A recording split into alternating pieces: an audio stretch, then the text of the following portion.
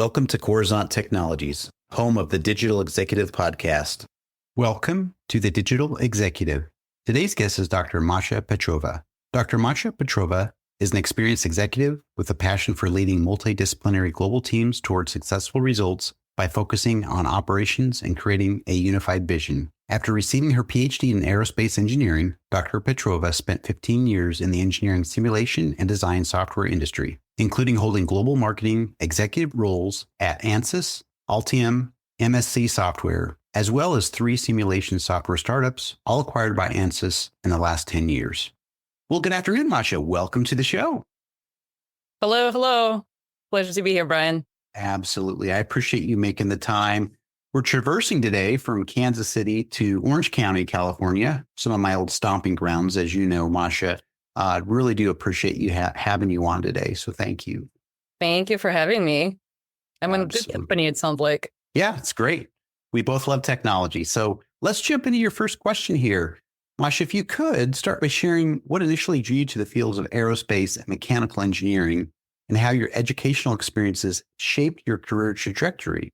Yeah, thank you. So I grew up in Russia and Soviet Union back then. So we left the year before Soviet Union crashed and came to US. So I came here when I was a child.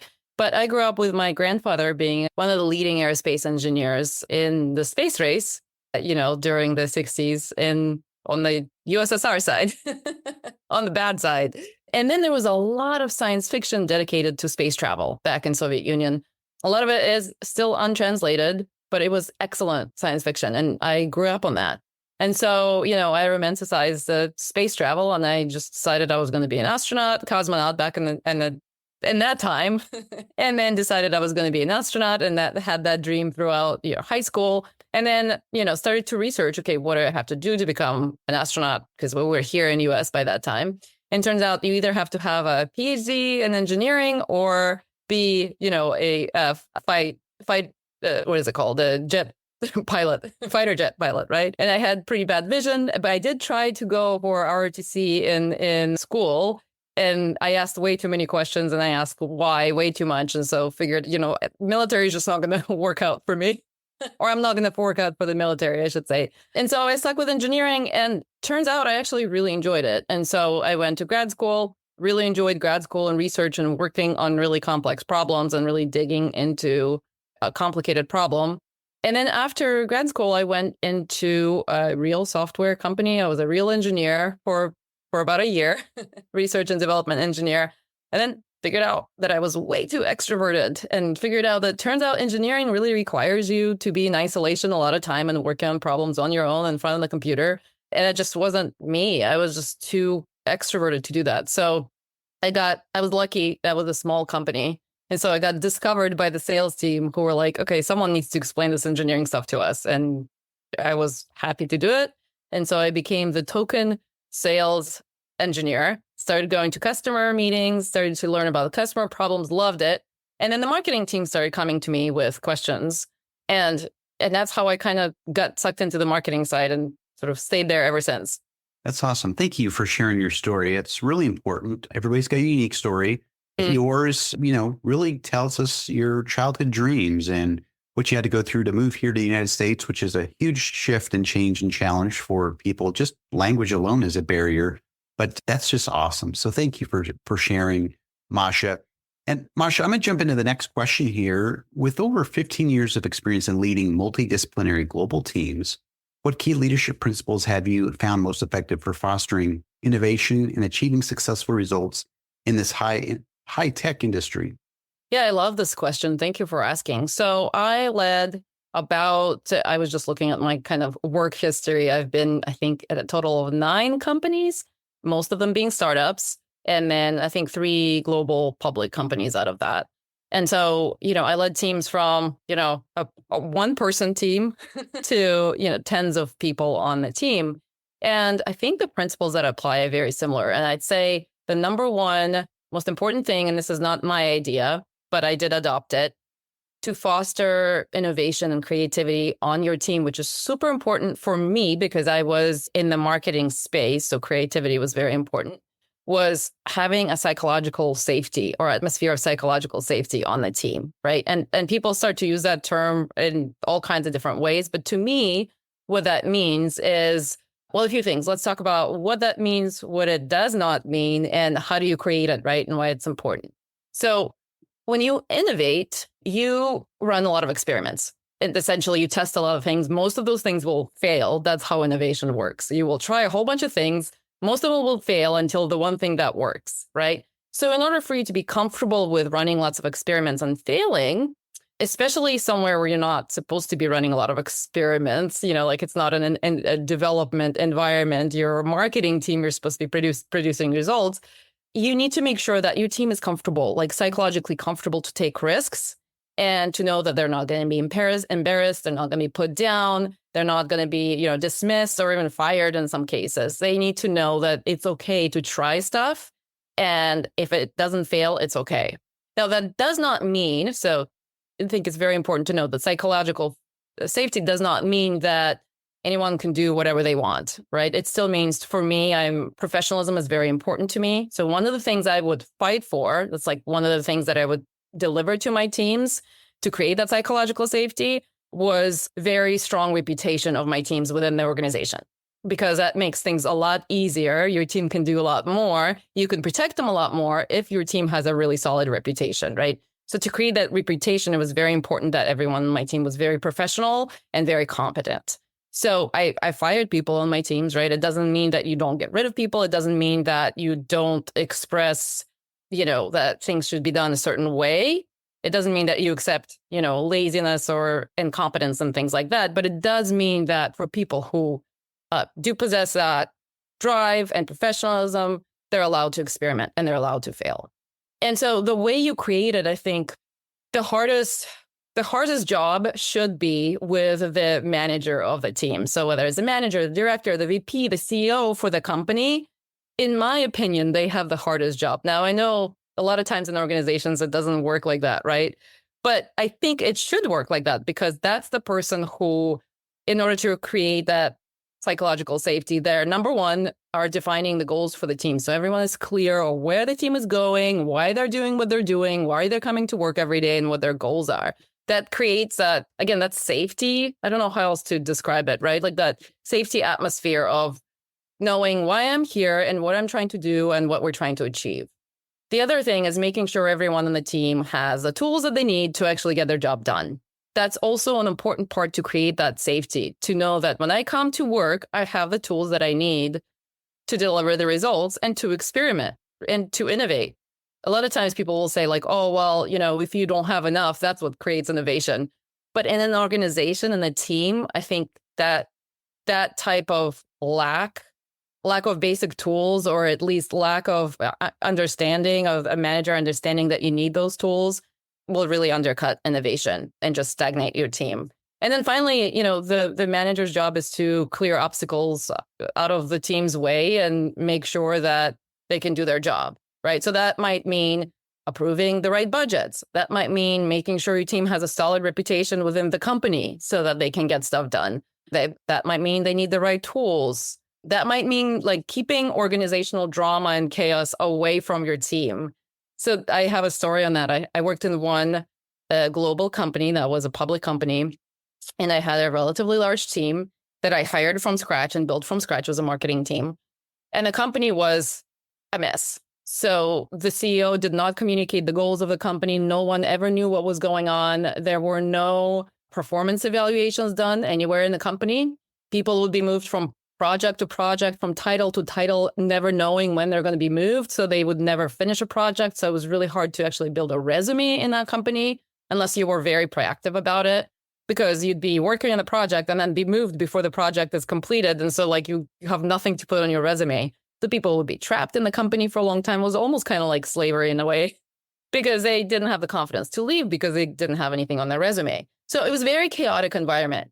But yet my team, I worked really hard to keep my team protected and isolated from all of that, and make sure that even when the CEO wouldn't communicate his goals to the company, I would make sure that our team would have goals, and we would have projects and drive really hard to make sure those projects get completed.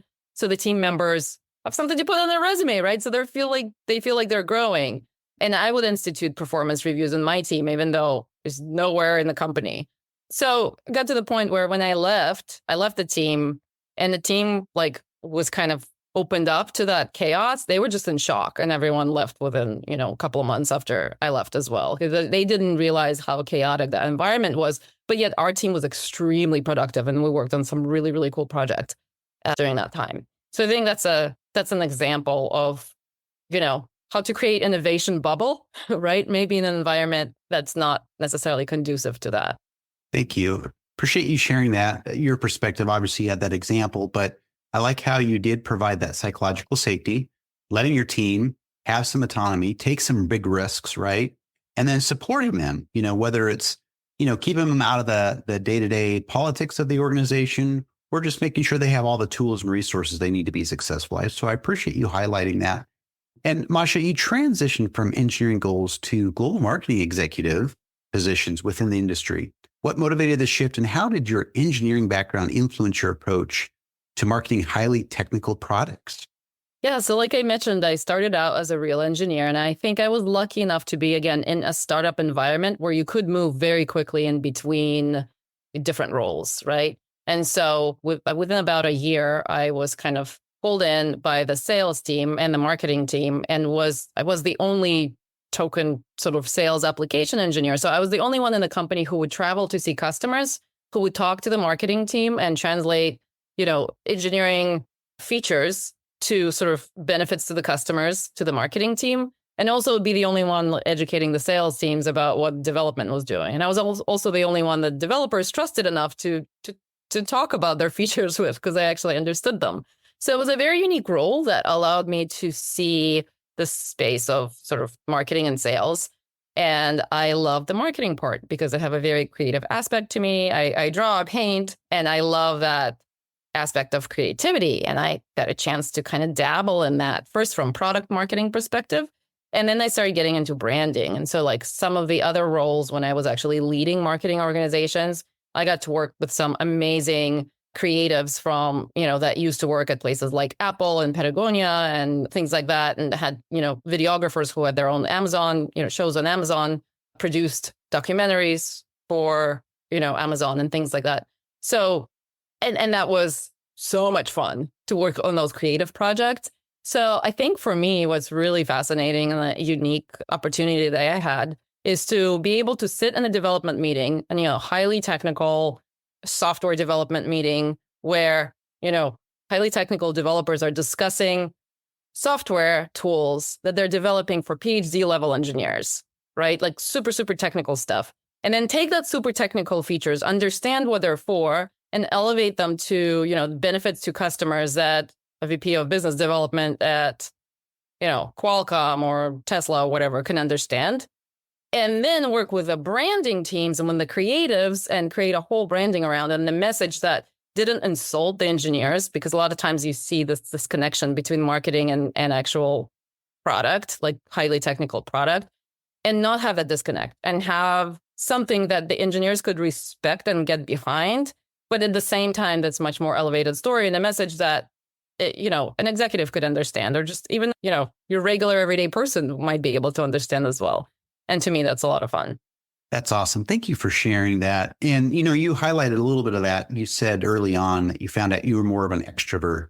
And I can tell you're a creative animal, right? You like to get out there and do some really cool things. But what's cool is you can actually bridge that gap. Both of us working in engineering and technology. I was a developer early in my career, bridging the gap between the business and the engineers, right? That like to sit behind a screen and write code. And there's always a disconnect. And when you have somebody like yourself that can bridge that, so it's so helpful. So thank you. And Masha, looking towards the future, let's talk about that. What emerging trends in aerospace engineering and software development are you most excited about, and how should companies prepare to adapt to these changes?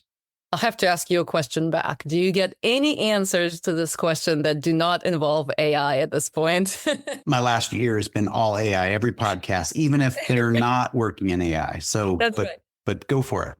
No. So I am going to be anti-AI in this answer because I can't I can't take it anymore at this point. It is so cliched. So I'm going to talk about something that's not AI, but that's just as techie, and I would say even more techie in some ways.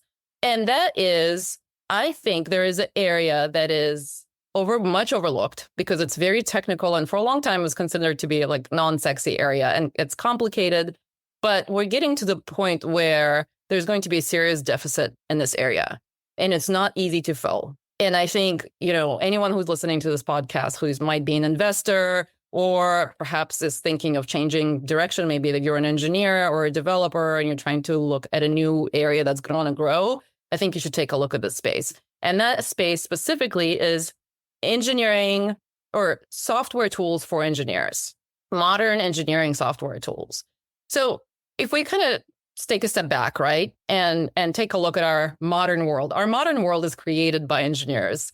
You appreciate this. You talk to a lot of engineers. The computers that we're recording this podcast on they were developed by teams of software, mechanical, electrical engineers. The car that you drove to work this morning went from an idea to a physical thing that you actually sit and you don't think about it. You get into this, tin can, and this thing goes very fast, tens of miles, per minute, and you don't think about it. And engineers developed that thing. They made it go from an idea, from a concept to a real physical thing that now allows you to travel across the world. Planes, again, like an aluminum can that flies thousands of feet above ground that you trusted to take you, across the oceans with, that was designed, again, from idea to a physical thing by teams of engineers. And, your espresso machine, your HVAC system, the clothing that most of us are wearing right now have been, created by machines, industrial robots that sew the clothing and make the cloth of the clothing. So essentially, unless you live in some cabin in the woods without electricity and, heating, you're touching something that was developed and created by engineers. So engineers create our world, right? But we don't think about it as like engineers need tools to actually do those kinds of things, right? And a lot of these tools are software tools. So one of the most common engineering tools that probably most people are familiar with is something called CAD, computer-aided design tools, or just drafting software, essentially. That's what it is. It's a software that allows an engineer to sketch out, right? Go from an idea to an actual sort of sketch of a potential technology, whether it's a car or an espresso machine or your mouse for your computer, your iWatch, whatever, PCB board, anything. So that's one of the most common tools. But there's another step that a lot of people don't know about, another set of tools that engineers use quite commonly that really have been kind of stagnating over the last, let's say, 40 years or so. And that's engineering simulation tools. So after an engineering team has designed their technology in CAD, they need to test that technology to make sure it's going to work properly, right? So like if it's a plane that is going to fly properly, if it's a car that the wheels won't fall off, if it's a computer that it's, connecting to your Bluetooth headsets properly, right? So in order to do that, engineers have to test their technology. And you can test that technology by simulating the real world, by simulating physical properties and laws of physics in a computer, and then running your technology that you developed in the simulation. So kind of like a video game for engineers. Like a video game, you simulate a real world and you get real adrenaline by playing in this, virtual reality.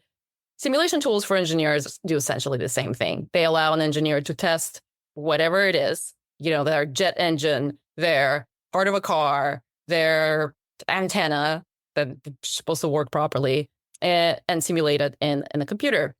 So then by the time they build a working prototype, which costs a lot of money, you have to buy the parts, you have to build the prototype. So that's a lot of physical labor. And then you have to have measuring equipment to measure your whatever it is that you're designing so that it works properly. And then if it doesn't work, guess what? You have to go back to the drawing board, right? Change the design, retest it again. It's a lot easier when you can do the simulation in a computer to make sure your technology works. So by the time you build a prototype, it's most likely, performing as you want it to perform. So this set of simulation tools, they started to come out into the market maybe around, the innovation kind of happened 50 years ago and maybe 30, 40 years ago, and we started to get commercial simulation tools. And so for the last 40 years, there's been, small maybe startups that would come up developing different types of tools. A lot of times they would come out of academia. And then there's a handful of large simulation companies that all they do is develop engineering software tools that would buy up those little companies and kind of assimilate them in their own workbenches and their own technology portfolios, right? So what's been happening recently is there's been a ton of M&A activity where some of these larger players are now also getting acquired. And they are holding technology that's 40 years old. And to build that simulation engine for engineering tools is not easy. It's a pretty complicated lift. And we don't have a push like we have for AI, where there's like 50 bazillion AI companies now, right, in the world. There is not that buzz around simulation software because, honestly, unless you're an engineer, it's not very sexy. It's complicated. Like, first you have to think about the engineering, then you have to think about all the principles, then you have to think about how you're actually simulating it in a computer. It's not easy to imagine in your head how that works, but it's much, much, much needed. And there's a deficit of those tools right now because there hasn't been much innovation in that space for the last 40 years.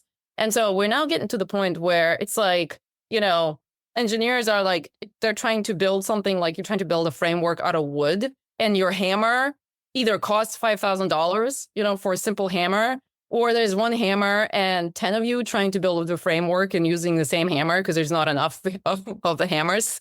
And so that's kind of the space we're in, where we need new hammers, not just hammers. We actually need new innovative tools because we're trying to design new innovative technologies like quantum computers, for example, right?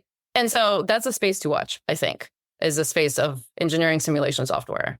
Thank you. And I appreciate that you have an engineering perspective and you're able to share that in a way that anybody in my audience can fully understand what you were trying to get across here as far as the simulations. It's so important that we have engineers because we're going to need them for the next 1,000 years doing this sort of thing. And AI just can't do everything. So that's right.